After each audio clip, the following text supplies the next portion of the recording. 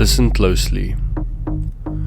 We are about to enter a recession. CEO of Wells Fargo, which is the third largest bank in the United States, come out. It's essentially guaranteed that the United States is going to enter a recession.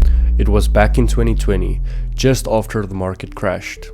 I invested into Sassel. As soon as I did, the price started rising. And it kept climbing and climbing and climbing. Me not knowing much about investing, I thought I was doing something right.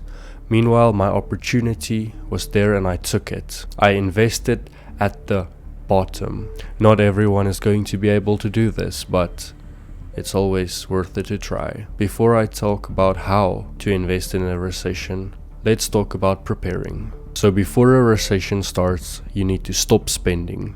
You need to build up capital, because during a recession, cash is king. Because once you invest at the bottom, your money can finally start growing rapidly. You need to avoid debt. If you have it, pay it off. So there is 3 things you need to keep in mind. Nobody, and I mean nobody, not even Warren Buffett, can predict the market.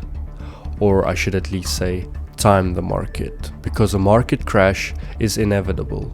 At some point it will happen, but we never know when, and we never know what exactly is going to cause it.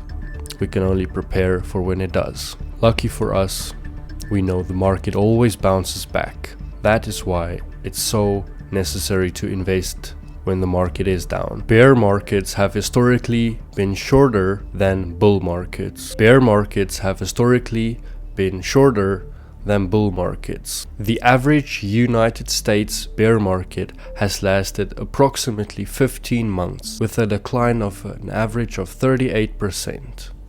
Now, in the last 6 months, the stock market has only declined by about 16%.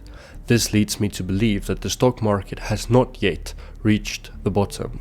I will be waiting a little bit longer before I invest a lump sum, although we should not be scared, because the average bull market has lasted approximately 6 years with an average return of 210%. The biggest gains often come just after the recession.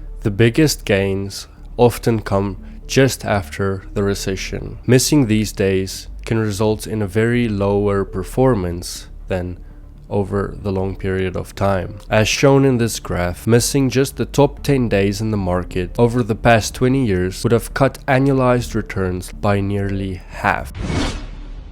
And yes, it does go the other way around as well.